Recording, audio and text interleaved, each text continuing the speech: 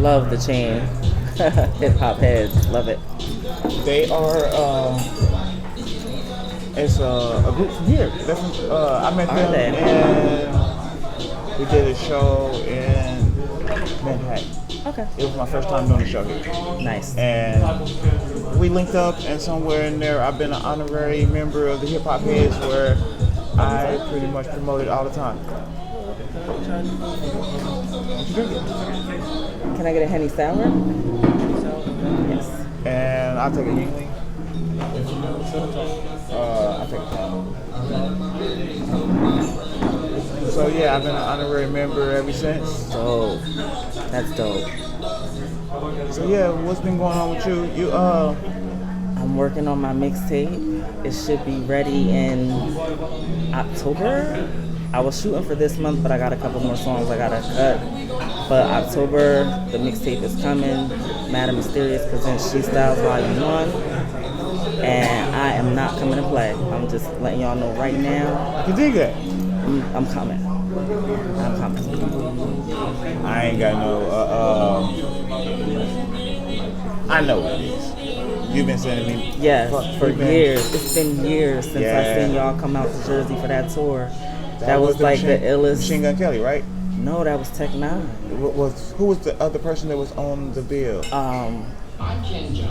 Cypher Druggies. Okay, yes. Was okay. At that time. Remember I met you with my sister. We hung out on the bus. That was an awesome tour. Right. I respect Tech Nine so much because he has one of the best stage performances I've ever seen. I'm sorry, you don't have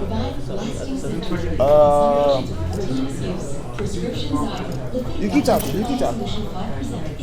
Yeah, that was a crazy tour. I will never forget that tour. I feel weird talking without him here because I'm doing an interview and that's weird. I'm a rapper. He's a rapper. And he's interviewing me for my mixtape that's coming. Madam Mysterious, She Styles Volume 1. So look for it. Yes, it's going to be great. Are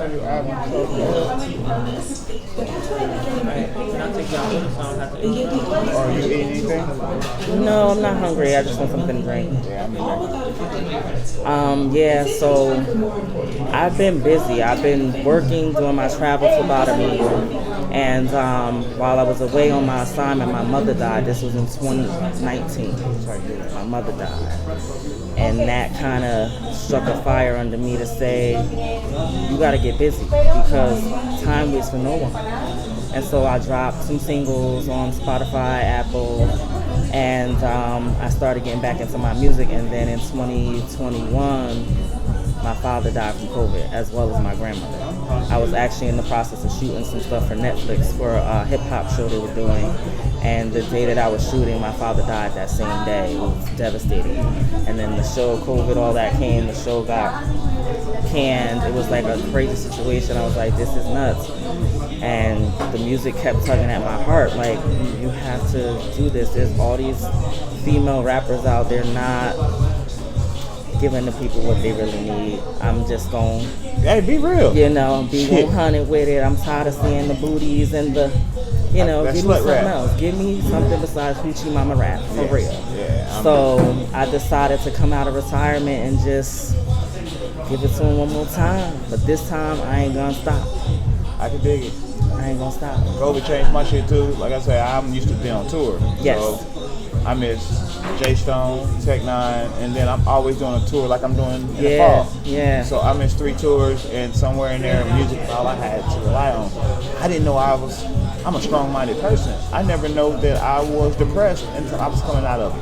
Wow. My older brother, he runs dump trucks and shit, so I'm watching him getting his business ready. Mm-hmm. So it started making me get my business ready, and then somewhere in there, I was like, bro, I was depressed. He was like, he didn't know how to figure out what it was. He would just know that I wasn't me. Got it. And he was like, bro, you was here. I would say something to you, and I would say something to you, and I would normally fire you up, but you were just there. And then me starting to get back into my groove, and I was like, man, I was fucking depressed. Wow, isn't that interesting? But somewhere in there, my brother, he makes beats. Okay. We hadn't did that shit in 10 years. I hadn't rapped in 10 years. My nephew, one of my partners, you know, we had our little quarantine clip. Yes. We started recording a couple songs. Okay. It was supposed to be one song, and then it turned to we were supposed to record an EP. We did 21 songs. Nice. We dropped 11. 3 CEOs, just doing our thing. Doing your thing. Hey, why not? Last year around this time, I got a fire up under my ass where like, I gotta do it. Because you have to give the people what they need. And either way, even if you're not doing it for them, you're doing it for you. I'm doing this for me. Yes. Because I always wanted to prove to myself that I was good enough to do it. I always relied on my group. I was in a group for years since high school. And it just never was able to catapult to the level that we wanted it to. And then everybody kind of separated, girl drama, craziness, but I still never lost the love for music. Right. And then, like I said, when my mother died, I was like, yeah, this is it. I'm doing this for me, and I'm also doing this to leave a legacy for my sons, because if ever they want to, you know, if I pass along, when I do, if ever they want to hear their mother's voice, all they got to do is press play. And my junior, he's me. Nice. He DJs, he raps, he makes merch, he does everything I do. Dope. So somewhere in there, I'm getting the chance to see my legacy, but somewhere in there, I don't want my son to be in the grip of someone else who don't got my son's best interest at hand. Yep. I was going to quit doing music a long time ago, but once he said, "Pops, I want to do music," I told him at 13, okay, if you do this at 16, then I do a little bit more. 16, I took him and his brother to the studio, and they recorded their first song. Yeah. At 18, I was like, if you get to this point, now he's of age where he can it's cool that me and my my son can go do shows and go do stuff together. Yeah. And somewhere in there, he has the younger guys. What's his rap name? He's Joker the DJ. He's actually Joker the DJ. So he's actually out there DJing more than he actually raps. I like it though. That's cute. Yeah, that's my junior. So, like you say, it's about the because both of my sons are actually musically inclined. I did not know, but my oldest son, Jaluminati, he is a phenomenal artist. I was shocked, and I almost had to say that he was better than me.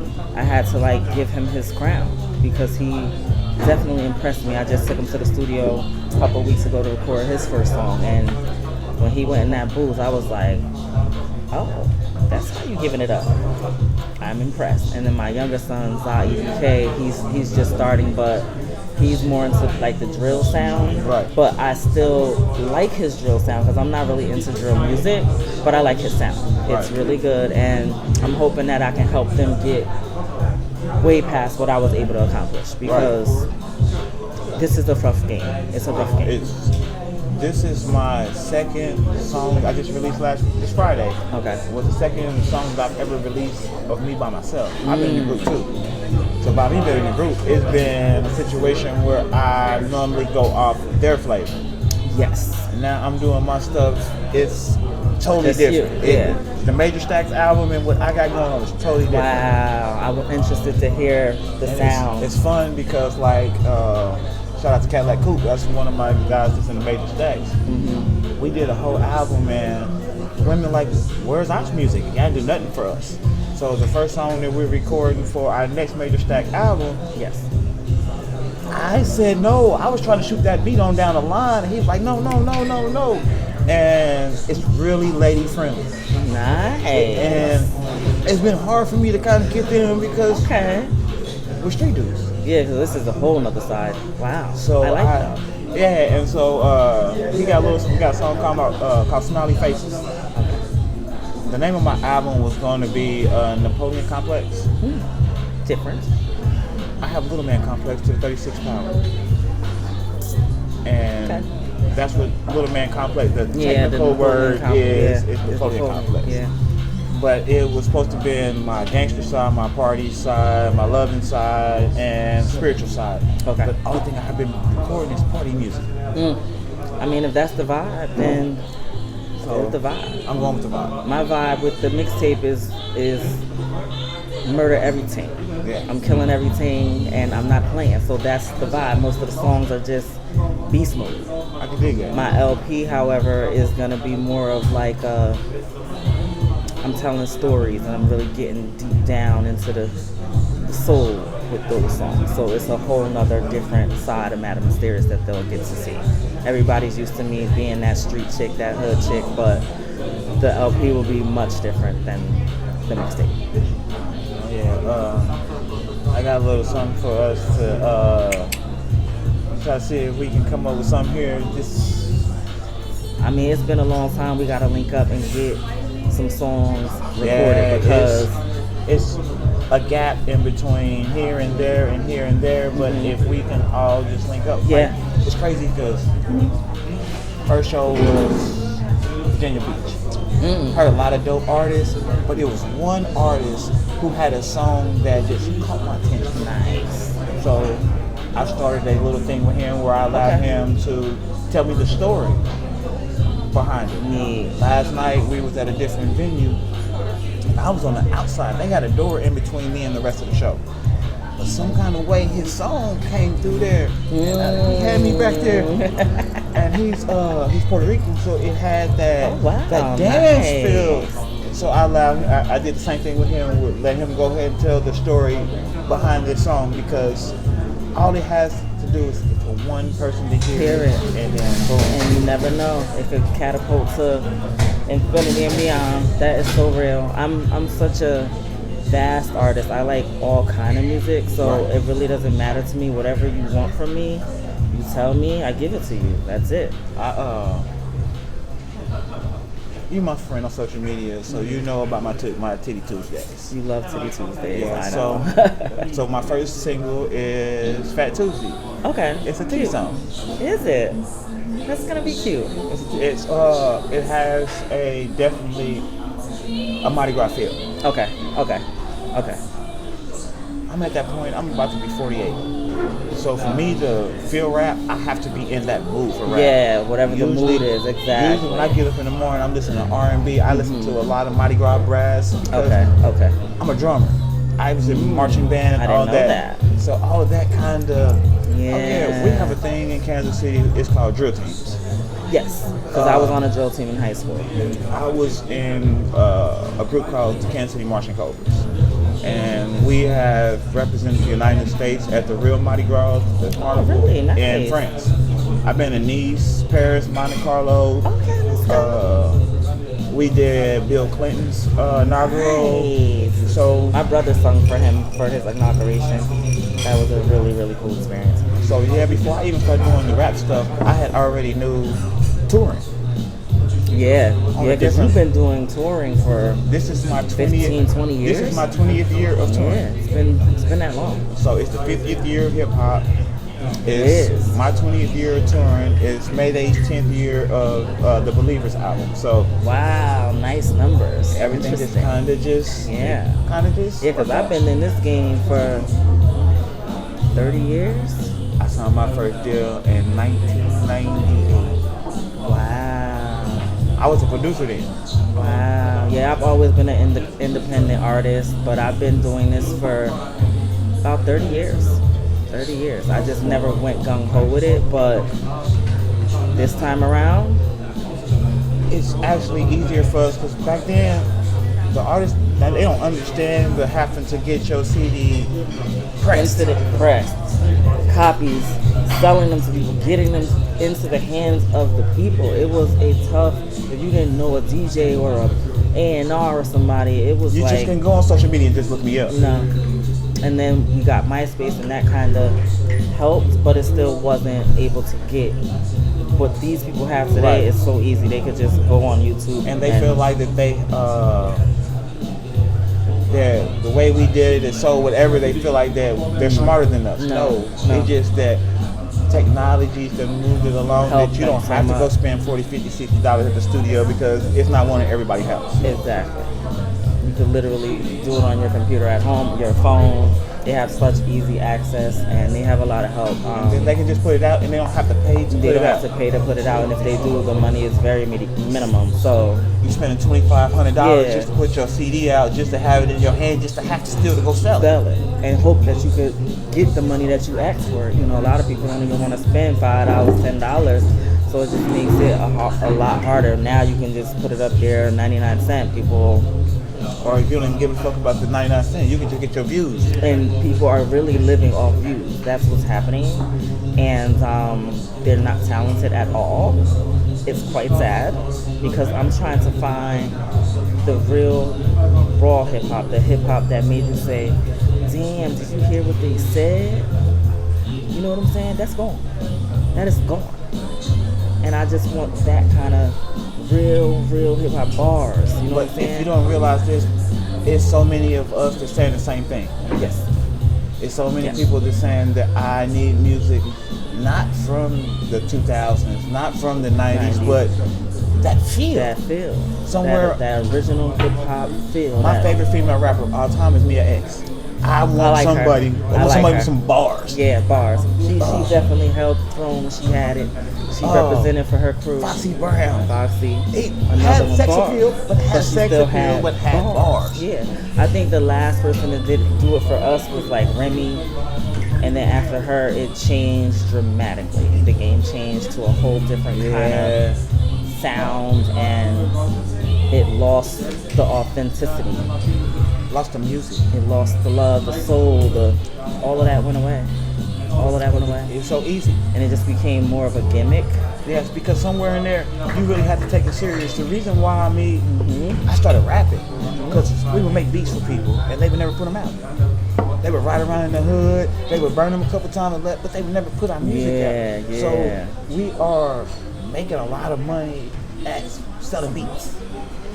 We're making money at studio time, Yeah. but they're never putting the shit out past that part. So our credit more important than Credit money. is more important than money. So our credit ain't going nowhere because we're putting out. And my brother asked me, "Can you write about 8 bars?" I said, "I can write about 8. Can you write about 8?" He said, "Yeah." So what we did on our first album, we stayed in a little apartment complex, and all the rappers, they loved to come to our house because they was paying to come to the studio. You come get on a song with us. Yeah. So we recorded our first album, and neither one of us can rap for real. We do 4, 8 bars. Me and him split there, and we let them go ahead and do their thing, and they got our beats out there. Nice. So Nice. we was out there hustling one night, and we stopped at this Taco Bell across the street from the Chief Stadium, and we seen the Tech 9. Absolutely, this was Angelic truck outside. This is 2001-ish. So we had just got our CD back. Like, do we want to wait to see who come outside? Fuck it, let's wait. Travis Worth the wait. Travis was driving the box truck, and Tech was passing out his own CDs and shit. Yeah, because he's been on the grind independent, and he does his thing. Yes. So I asked him how much for a verse. He said $1,500, and then I was with Do 7 Productions, and when Tech went out on his first tour, where there was them 15 and 11 people at them shows, one of my artists that I was on a label with went out with him. Okay. So I got a chance to see that part of Tech. Yes. So he was like $750, and I told him I did street team marketing and promotions, and he was like, if I did Absolute Power for him, that he would do the verse for free. And before we could even get to that verse, I was starting to get a little couple dollars from Travis, Okay. which was motivating me a little bit more. Yeah. So I started I had a whole business. I would charge between $50 and $25. It all depends on. I had homies I know they ain't got it. Give me Yeah. $25 so I a work with week, you. or Yeah, I work with you. I would get out there and I would go pass out flyers. But I had enough clients that them 25s and those 50s was my job. So that was making me money. And then I would promote at clubs, and clubs started paying me to promote at other clubs. Nice. So I would promote 4 hours in a day with for the rappers. Yes. But I would also take the club shit with me. And then when I would go at night for the 4 hours for that's how I would really get it in. And Nice. the Wow. city was really popping at that time. Yeah, because at one point, that was the place to be with music. Yeah. Definitely. Then Mac Dre got killed. remember that. And then they cut off our water. Cause they like, Just like that, huh? if y'all kill y'all nigga, we don't stand a chance. I'm sorry. They don't stand a chance. They felt like that Mac Dre was our nigga. Yeah. He was there pretty much more than he was there. Yeah. So if we go ahead and do something to him, they felt like they was not gonna fuck with us. So somewhere in there we got our homeland back. Okay. But I'm not a homeland guy. I'm a road warrior. You're a road warrior. You are. So I'm not popping at home. I'm popping at home. Isn't that so sad? I'm popping at home because of my social media. Isn't Not that because something? of what I do or who I am. Yeah. Yeah. So Yeah, that's how it is for me. People know me, but they don't know me. And they know you, they just don't want to say that. And they don't want to show the love, and it's okay because whether you love me or not, I'm still gonna do it. It don't matter. Which is my whole thing about the Tech Nine story. Tech Nine didn't get love at home until Lil Wayne. Yes. They said everything about the like that man, like he ain't the one who got people over in Russia screaming Kansas City Mo. But they be like, he ain't us, and I'm like, how he ain't us? That's How like he literally is the epitome of that place. Wow. So everybody who's ever made it, they made it outside, except maybe here. This is one of the only places The East that Coast, Northeast in particular, yes, is probably the hardest place to make it in hip hop. Period. Period. They Because only respect like New York hip hop, and that's it. Right. And even little old Jersey, we're right here. I personally think Jersey got way hotter rappers than New York. That's just my opinion. If there was a battle against New York and Jersey, Jersey wins. I'm Right. sorry. Right. There's never been a whack artist that came out of Jersey. Please name one, please. I'll wait. I ain't never known one. But they don't even give us little people over here in New Jersey no love. So I decided, okay, y'all just woke a sleeping giant. And now I gotta stomp on your heads and let you know what it's eating for. I went out on a tour with this guy. I didn't go out on tour with him last year. I was making enough money in my gig that fuck touring. If I want to go somewhere, I can go pay for it. My boss put me in a situation where he wanted me to go out on tour with his friends.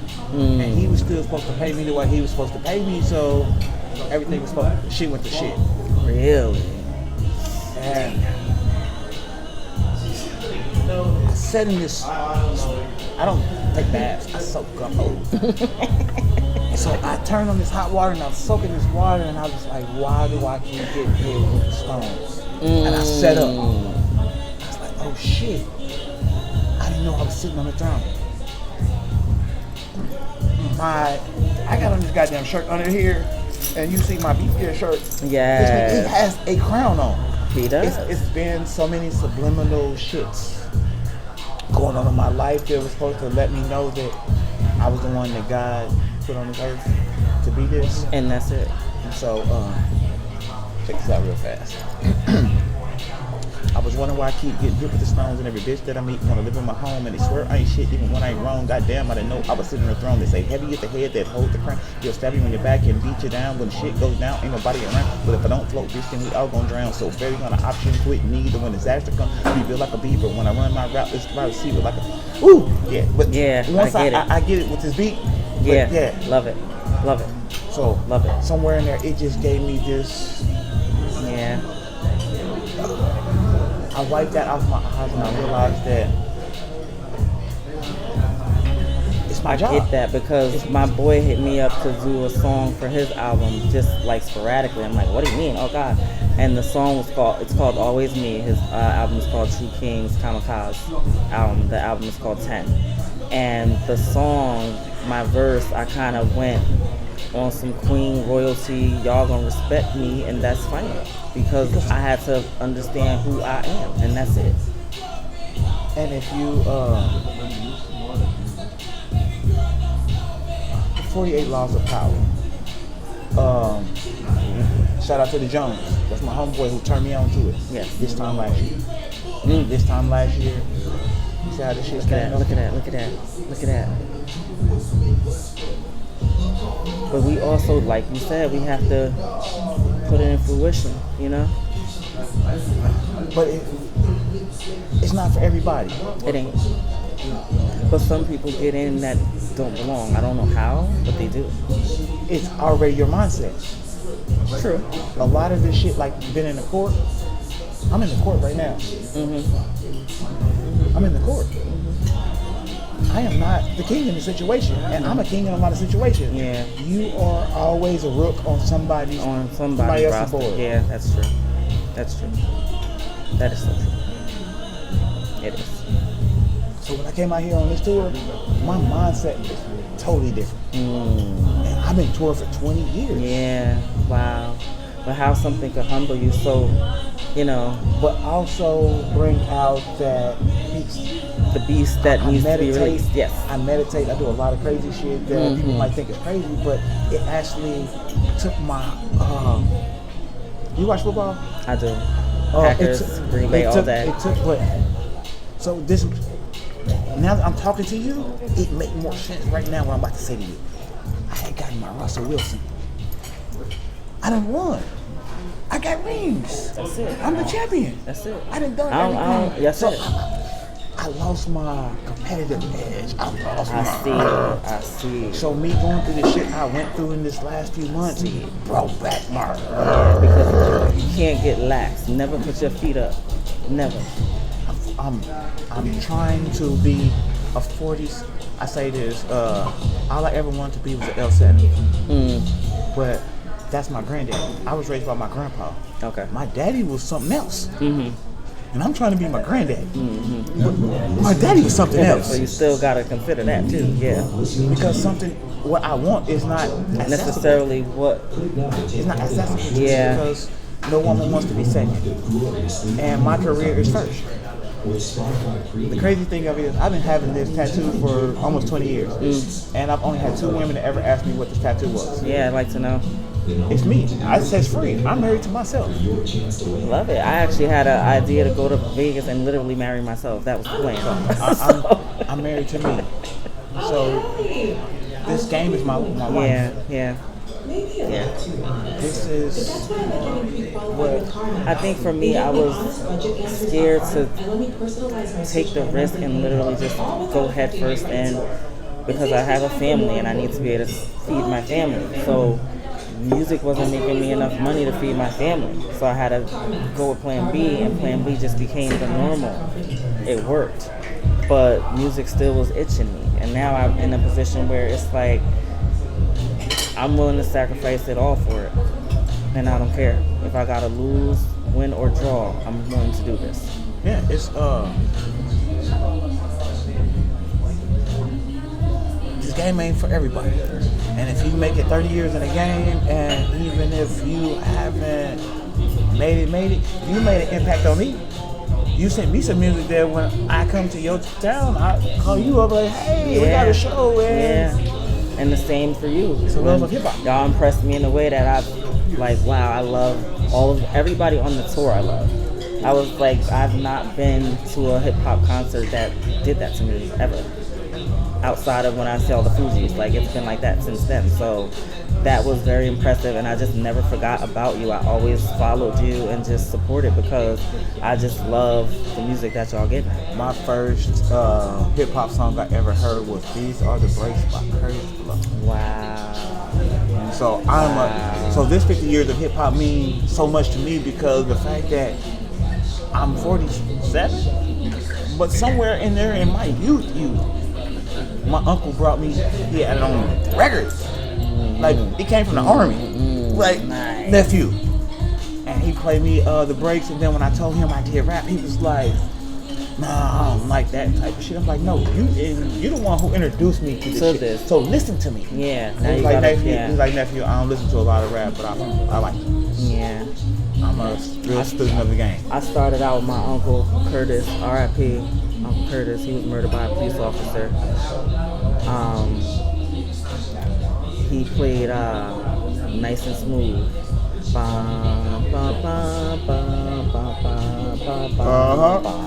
When I heard that beat, I fell in love with hip hop that day.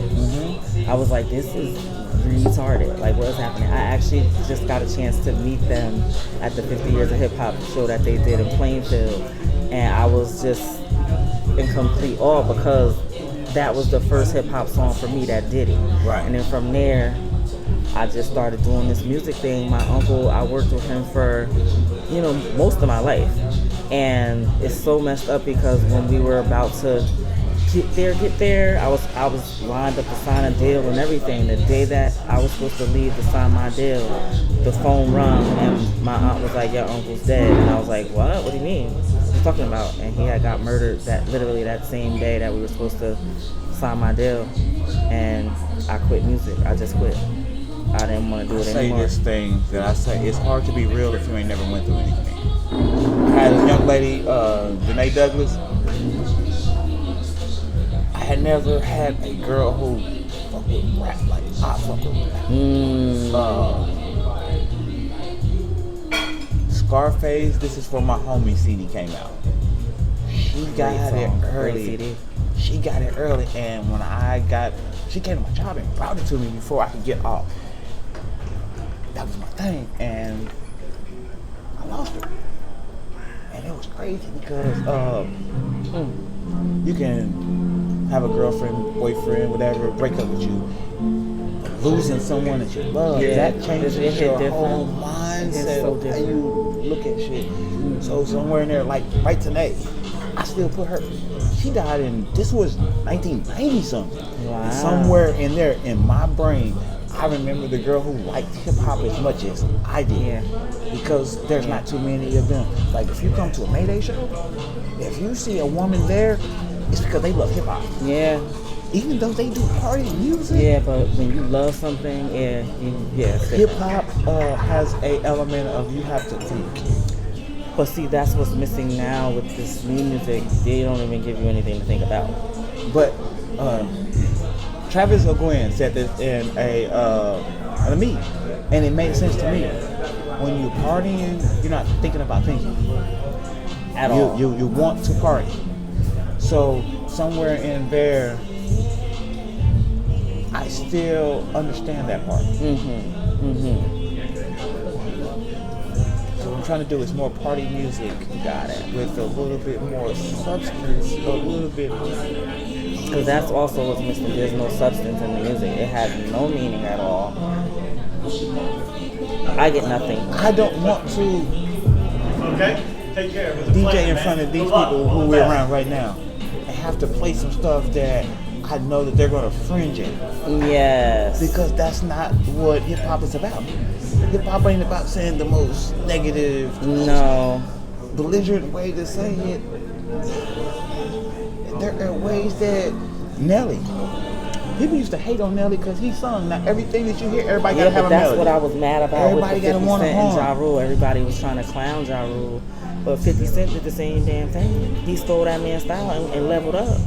So I'm just so confused. What are the people talking about? He sings and harmonizes too.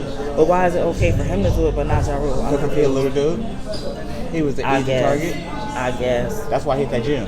They might think I'm an easy target. Find out. Mess around and find out. But like I said, somewhere in there I had my Buddhist mentality, my meditation. Somewhere in there, they saw something. I think that helped me too doing the travel work. I go to places like Montana, Oregon, stuff like that for work. So it's very zen and very peaceful. And my first one was actually on an Indian reservation, and the vibe there was just so serene and just really connecting with the earth and the nature. And I just was able to really dig into myself and find myself. It's very important. I was able to find myself. It's very important. And what I realized was that Madam Mysterious is a part of me, and I have to let the people see her. I can't hide her. The more that you hold it back, the more shit seems like it go crazy. Yes.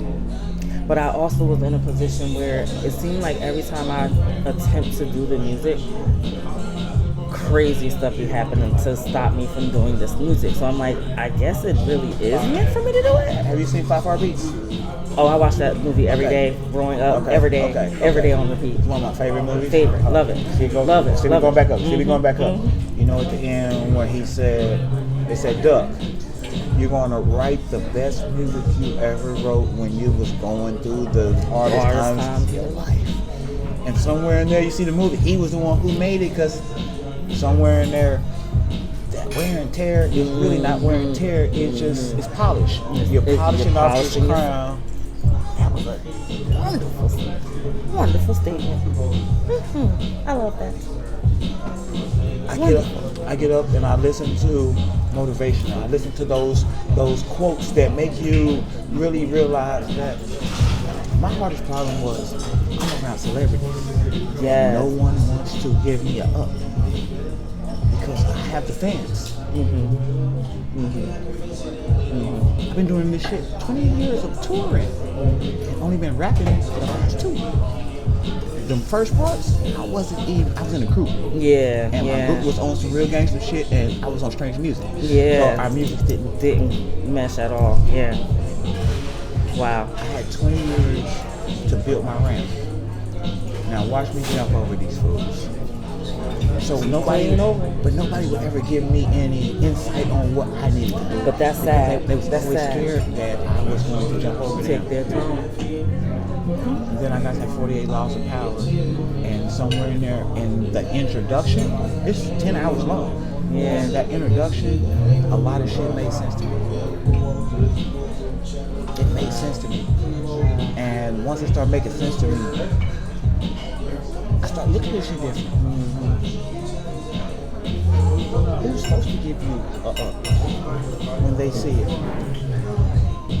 Most things in this life I've learned you gotta take by force or you won't have it. And then somewhere in there, they see your greatness. If you don't see your greatness, if you don't feel great enough to do the shit, your expectation, it's not their fault. It's not their fault. It's You're yours. absolutely correct. You're correct. Because somewhere in there you've been running around with your wipers on and you done let That's how everything it in was for front of me, your life. even with my group and stuff. I always felt like I needed them because I wasn't good enough to do it by myself. And no more. Let me get one in there. Now I'm just solo dolo, and I'm proud of myself. I paid for a video for my group to do, and one of the members didn't show up. And I only had one solo song by myself, and it's a breakup song. And I ended up doing the video for that. And then at that point, I realized that if I'm gonna do it by myself, I might as well do it by myself. Because I keep trying to help artists and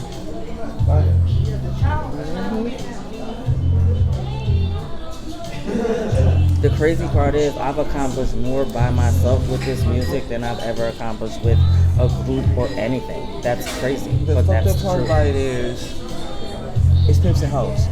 And artists are hoes. Hoes and hoes. But most artists are hoes. Most are. And they don't want to. You gotta beat them to go do the shit to make the money. Yeah. Even though they know that this is what you gotta do to make the money.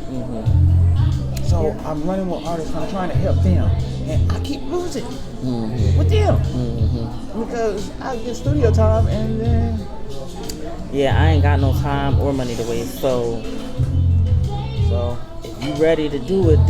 Because I'm not waiting for nobody. I get in that studio, I do what I gotta do. I ain't wasting no time. Because you're a vet, and somewhere in there, it's for you, but somewhere in there it's for them shorties. Yeah. Because they want to do this because of you. Yeah, and that's why I got my team. Like I said, I got my group that I'm starting. I got my label that I'm starting, Mad and Mysterious Music. And my son is one of the artists on the label. I got another guy named Third Doses, great artist. Oh my goodness, out of this world. But I really love the fact that they look to me for inspiration, and I'm just giving them whatever jewels I can so that they don't have to go through all the stuff that I had to go through to get where I'm going. Like, I really am trying to make it an easier way for them. And And one thing I know from Tech Nine is if you got an awesome show, no disrespect to Tech Nine, but the Isley Brothers, they got a Lifetime Achievement Award a long time ago. And I watched it, and they was like, they wanted to give everybody the thanks, but they wanted to give their manager, who was their manager when they first started, the greatest thanks, because he told them that you could have a hit song and it's gonna last for a couple weeks. But if you have a hit show, it'll last forever. Forever and ever and ever. People